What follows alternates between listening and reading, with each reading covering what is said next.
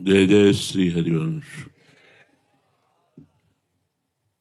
इसका मृत्युलोक नाम इसीलिए रखा गया है कि यहां वस्तु, व्यक्ति, स्थान, पद, प्रतिष्ठा सब कुछ नष्ट होगा। जरा थोड़ी देर विचार करो, आप जिसमें जिंदगी पूरी लगा दिए, आपको अकेला जाना पड़ेगा, आपके साथ कोई वस्तु नहीं जाएगी, पर कर्म जाएंगे। वर्णन करते हैं कि कर्म का फल इतना अधिक मिलता है, जैसे यहां 1 मन गेहूं खेत में फेंका जाए तो 40 मन गेहूं होता है। ऐसे ये खेत है कर्म भूमि। यदि आप पाप कर्म करेंगे थोड़ा, तो आपको बहुत मिलेगा। यदि आप पुण्य कर्म करेंगे तो वो भी आपको बहुत करके मिलेगा। पाप कर्म का फल दुख, रोग, नरक और अन्य योनियों में जन्म लेना है। पुण्य कर्म का फल सुख, स्वर्ग और अच्छे कुलों में जन्म लेना है। इन दोनों कर्मों से अलग हट करके है भगवत भजन, जो पाप और पुण्य दोनों से अलग है। ये सीधे भगवत प्राप्ति कराता है, मोक्ष प्राप्त कराता है, अखंड सुख प्राप्त कराता है, जहां किंचन मात्र दुख नहीं, मरना, जन्मना, रोग, किसी भी तरह का कोई दुख नहीं। अब समस्या पड़ती है कि पाप और पुण्य कर्म करने में तो मन न लग सकता है हमारा। पुण्य कर्मों में भी लग सकता है, दान है, भंडारा कराना है, तीर्थ स्नान करना है, ये सब। भजन में मन लगना, जो पाप और पुण्य दोनों से अलग है, और वो केवल मनुष्य जन्म में हो सकता है, किसी और योनियों में नहीं। अगर ये चूक हो गई कि आप भजन नहीं किए, तो बड़ा पछताना पड़ेगा। मन पछताई है अवसर बीते। अब बात घूम के आई मन पे। यह है क्या मन? ये मन है क्या? मन ना तो आप इसे चैतन्य ही कह सकते हैं, क्योंकि आत्मा नहीं है, और ना आप इसे जड़ कह सकते हैं। ये उभय रूप है। इंद्रियाणाम मनश्चास्मि वैसे भगवत स्वरूप है, पर ये जड़ भी है और चैतन्य भी है। जो भगवान ने अपनी माया प्रकृति का वर्णन किया, अष्टधा प्रकृति का, उसमें मन का भी वर्णन किया है। ये प्रकृति से युक्त है, और शास्त्रों में इसे आत्मस्वरूप भी बताया है, ये भगवत स्वरूप भी है। तो कह रहे हैं, अगर मन आपका वश में हो गया तो मोक्ष, और मन अधीन नहीं हुआ, भजन में नहीं लगा, तो यही दुर्गति। दुर्गति और सदगति आपके मन के अधीन है। तो कहते हैं, क्यों मन को वश में करें? जो आता है मन में वही करें, आनंद ले, जैसा लोग कहते हैं। तो कहते हैं, इससे तुम दुखों में फंस जाओगे। जितनी जेल भरी है, वहां सबसे पूछो तो मन ने ही जेल पहुंचाया है। जितनी गलत बात, बेइज्जती, अपमान होता है, मन ने ही। मन को छूट नहीं देना। अगर हमने मन को छूट देकर मनमानी आचरण किए तो दुर्गति पक्की। तो बोले, इसका मतलब हुआ मन को वश में करना पड़ेगा ही। बोले जी, तो इस मन को वश में करने का उपाय क्या है? क्या उपाय है मन को वश में करने का? यही बात अर्जुन जी ने भगवान से पूछा था।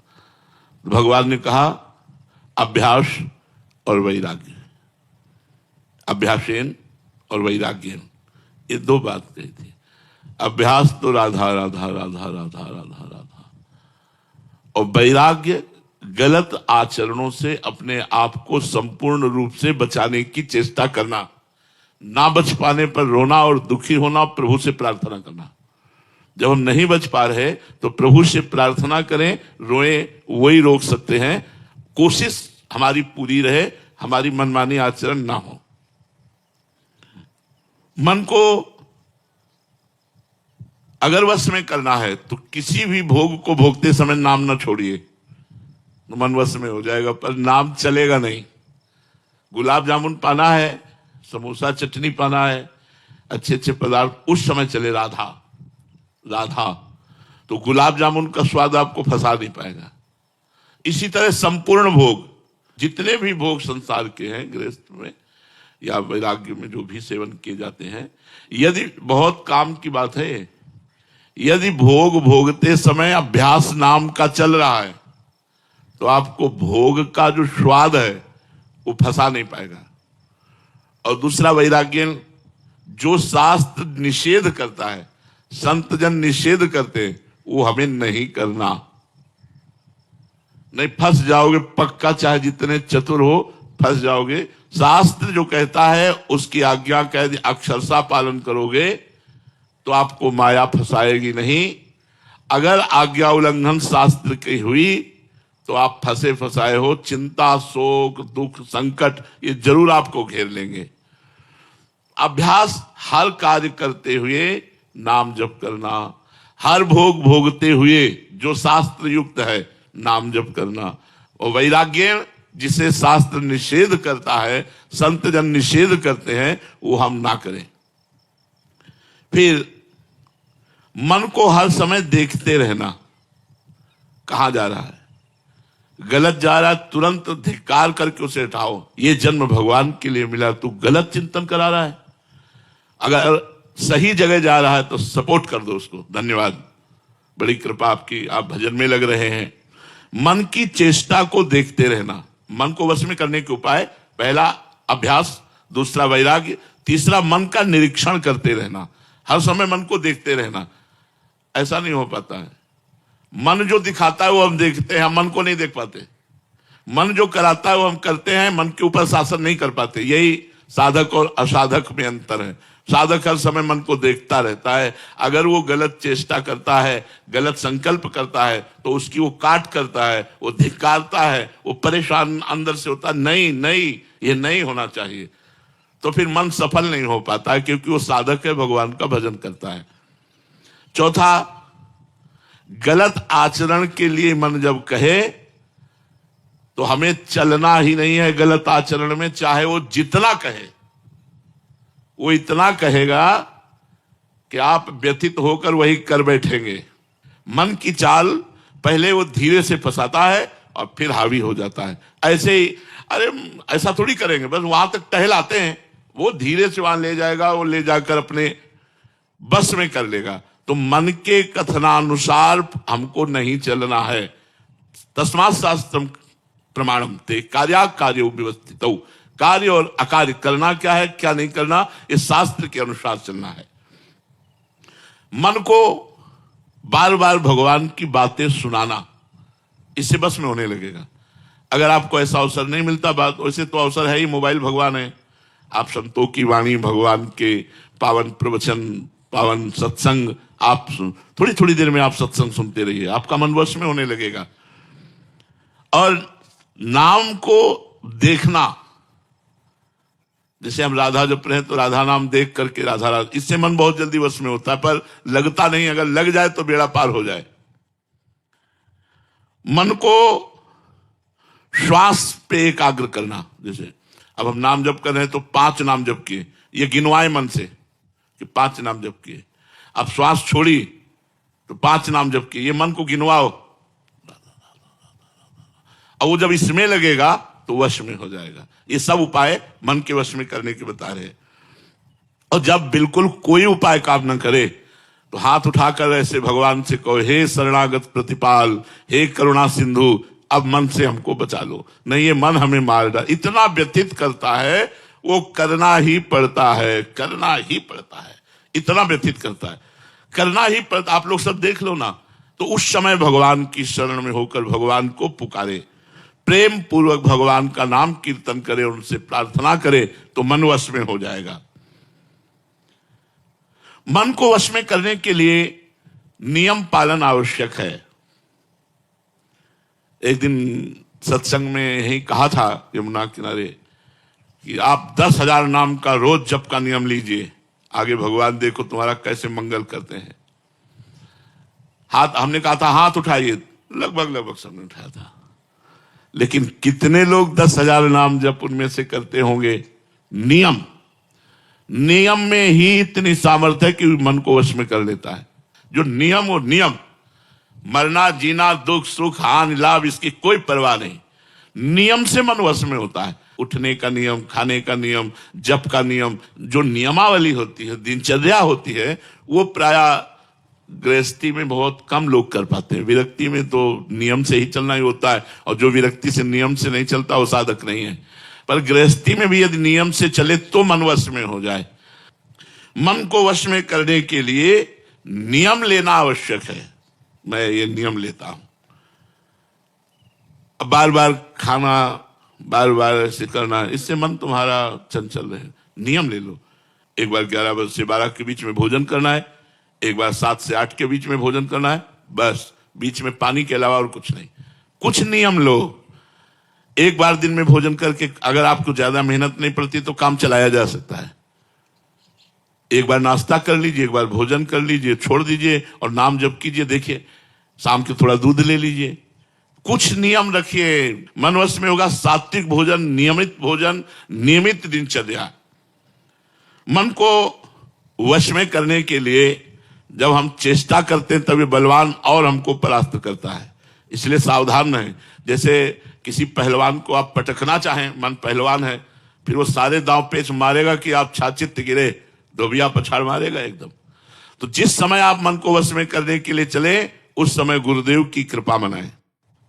हे गुरुदेव भगवान, आपकी ही आज्ञा से मैं आपके भजन मार्ग में इस मन को लगाना चाहता हूं। आप कृपा, गुरु कृपा ही केवलम। तो गुरु कृपा से आपको बल मिलेगा जिससे आप मन को अपने वश में कर पाएंगे। घबराने की जरूरत नहीं, ऊबने की जरूरत नहीं, निराश होने की जरूरत नहीं और हारने की जरूरत नहीं। ये संसारी पुरुष क्या जाने, हारना क्या जाने, जो गिरा हुआ है वो गिरना क्या जाने। एक साधु थे, वो 100 बार भ्रष्ट हो चुके थे। उन्होंने सोचा बात कर ले, अब हम नहीं भजन कर पाएंगे। एक पेड़ के नीचे बैठे थे, सोचते थे इसी की डाल में हम कर लेंगे। तो देखा एक चींटा चढ़ रहा है, फिर गिरा, फिर देखा वो फिर चढ़ रहा है, फिर गिरा। कई बार चढ़ने पर गिरा, एक बार चढ़ गया। तो उन्होंने कहा यार हमको भी प्रयास करना चाहिए। बस फिर साधना में लगे और भगवत प्राप्त हो गए। ऊबना नहीं, घबराना नहीं, निराश नहीं होना और हारना नहीं। अपनी साधना में चलते रहना। यदि भ्रष्ट हो जाओ तो भी, यदि गिर जाओ तो भी, नियम टूट जाए तो भी, अगर गलत मार्ग में कदम चला गया तो भी हम प्रयास नहीं छोड़ेंगे तो हम जीत जाएंगे। प्रयास छोड़ दिया तब तो फिर सब बेकार हो जाएगा। नाम जप करना, बार बार भोगों से मन को हटा के भगवान में लगाना। यदि हम हार भी जाते हैं तो भी हमको नहीं रुकना, हमें प्रयास करते रहना है। मन को प्रभु में लगाने के लिए प्रपंची लोगों से बचने की आवश्यकता है। वो आपको ऐसे दुलार प्यार फुसलाकर गलत मार्गों में या गलत वार्ता या गलत हर चीज, कोई भी बात मन जो सुनता है वो सीसी कैमरे की तरह मैं दृश्य सहित उस बात को कवर कर लेता है। और जब आप भजन में बैठते हो तो वो पेश करता है, और अगर भजन सही करते रहो तो वो डिलीट हो जाएगा। इसीलिए तो हम लोग परेशान हो जाते हैं कि ऐसे तो कोई परेशानी नहीं, लेकिन जब भजन में बैठो तो दुनिया का प्रपंच, जो हिसाब नहीं लग रहा होगा वो हिसाब लग जाएगा उस समय जब भजन में बैठोगे। जो काम आपका छूट रहा होगा वो याद आ जाएगा। मतलब सारी समस्याओं का समाधान भजन, अगर आपको करना है समस्याओं का समाधान, भजन में बैठिए आप, मन वो सब करने लगेगा। जबकि उस समय हमें केवल भजन में ही मन को लगाना है, उस समय मन प्रपंच करने लगता है। तो मन को वश में करने के लिए प्रपंची लोगों से बचने की बहुत आवश्यकता है। और प्रपंच कई तरह का होता है, जैसे लोगों के साथ प्रपंच, टीवी के साथ प्रपंच, मोबाइल के साथ प्रपंच। ये भजन में हमें बड़ा बाधा देता है। कृपा और विश्वास, ये शब्द परमार्थ में, अध्यात्म में बड़ा महत्व रखते हैं। भगवान की कृपा और भगवान पर विश्वास। जिसको भगवान की कृपा और भगवान पर विश्वास है और अभ्यास, पुरुषार्थ, प्रयत्नशील है, वो मन को वश में कर लेता है। मन को वश कर रहो नित राग द्वेष विहीन, विषयों में विचरो उचित हो कभी न लीन। यूं भगवत सेवा करो पाओ महाप्रसाद, सब दुखों का अंत हो मिटे सभी अपवाद। यदि भगवान के आश्रित होकर भगवान को अर्पित किया हुआ भोजन पाते हुए, नाम जप करते हुए, कोई प्रपंच नहीं, कोई राग द्वेष नहीं, तो आपका मन आपके वश में हो जाएगा। अब जब आप मन को वश में करने चलेंगे तो आप में पावर एकत्रित होगा। बड़ी सावधानी की बात है। अगर आपने संकल्प करना शुरू किया और वो संकल्प पूरा होने लगे तो क्या कराया मन वश में फिर फिसल जाएगा। जैसे ऐसा हो जाए तो ठीक है, और वो चट से हो गया। ऐसा हो जाए तो, क्योंकि आपने पावर एकत्रित किया ना मन को एकाग्र करके, अब वो पावर आपने संकल्प में खर्चित कर दिया। तो कह रहे जो भजन करने वाले लोग हैं उनको किसी विषय का जल्दी संकल्प नहीं करना चाहिए। मन संकल्प, चूंकि पावर मन को एकाग्र करने से होता है, तो जो संकल्प किया अगर वो सिद्ध होने लगा, वो चीज आने लगी, तो आपका पावर जाने लगा, मन आपका फिर कमजोर हो जाएगा। इसलिए कहते हैं कि अगर मन में कोई इच्छा उत्पन्न हो तो उसे इच्छा को भगवान को दे दो। प्रभु मेरे मन में इच्छा आई, अब आप देखो पूर्ण करना हो तो ठीक, और नहीं पूर्ण तो अगर पूर्ण होती है तो हम अपने मन की ताकत ना माने, संकल्प ना माने, हम माने हरि कृपा से पूर्ण हुई है। तो हमारा मन फिर भगवान के मार्ग में, अगर कामनाओं की पूर्ति कराते रहे तो भगवान के मार्ग में आगे नहीं बढ़ पाएंगे।